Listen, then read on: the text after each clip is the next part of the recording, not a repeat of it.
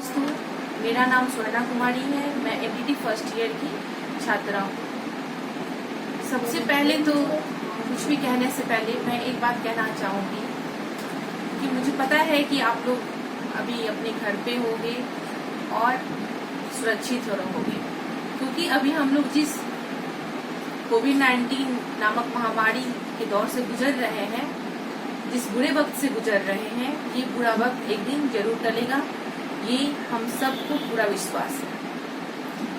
तो मैं आप लोगों से ये रिक्वेस्ट करनी चाहूंगी कि आप लोग प्लीज, बहुत जरूरी हो तभी घर से निकलें, अदरवाइज घर पे रहें, सेफ रहें।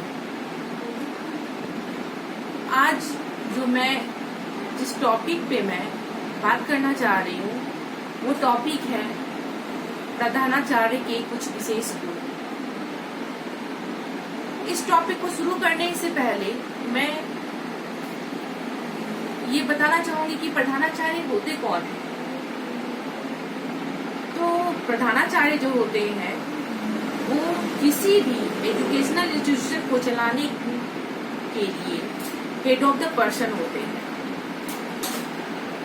वो उस एजुकेशनल इंस्टीट्यूट को किसी भी मुकाम तक ले जा सकते हैं। ये जो सारा जिम्मा होता है वो एक प्रधानाचार्य में होता है। उनमें ये काबिलियत है कि वो उस इंस्टीट्यूशन को काफी ऊंचाई तक लेके जा सकते हैं, ताकि उस इंस्टीट्यूट को पूरा देश जाने, पूरा शहर जाने, या यूँ कहें कि जिस जगह पे वो है, वो इंस्टीट्यूट है, वहाँ पे उसे सब जाने। ये सारा चीज एक प्रधानाध्यापक आराम से कर सकता है, प्रधानाचार्य आराम से कर सकते हैं। तो इस पद को संभालने के लिए उनमें कुछ विशेष गुण होनी चाहिए। तो पहले जो मैं जिस बात पे मैं कुछ कहना चाहूंगी विशेष गुण में, वो पहला विशेष गुण है प्रधानाचार्य की पर्सनैलिटी। यहाँ पे पर्सनैलिटी से मतलब उनकी ये नहीं कि उनका रंग गोरा हो, ठीक है, वो टॉल हो, नो, ऐसा कोई जरूरी नहीं है।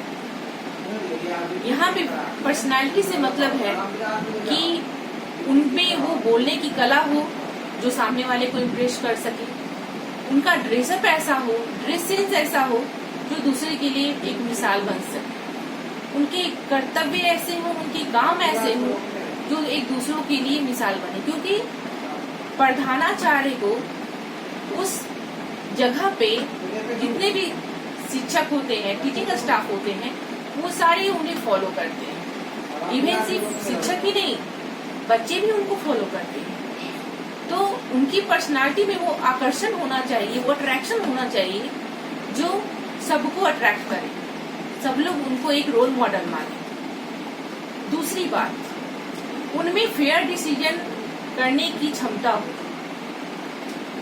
क्योंकि जिस जगह पे वो है, जिस ओहदे पे है, उनके सामने बहुत सारी समस्याएं आ सकती हैं। कभी कोई कुछ बोल दिया, कभी कोई कुछ बोल दिया, क्योंकि कोई भी इंस्टीट्यूशन में बहुत सारे वर्कर काम करते हैं, किसी एक आदमी से वो नहीं चल सकता।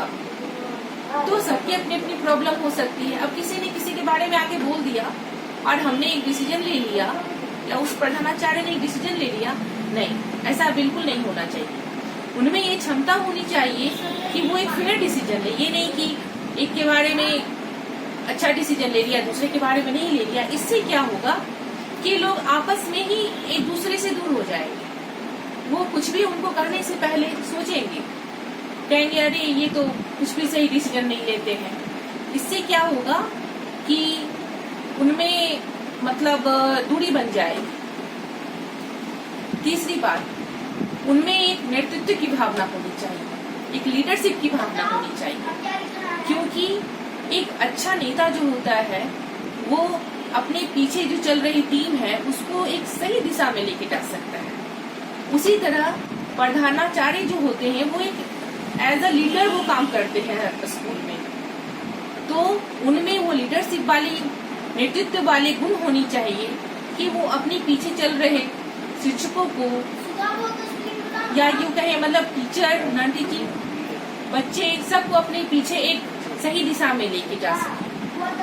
क्योंकि हम सभी जानते हैं कि अगर एक अच्छा लीडर है तो वो एक अच्छा मार्गदर्शक अगर है तो वो एक सही दिशा में अपनी टीम को लेके जा सकता है।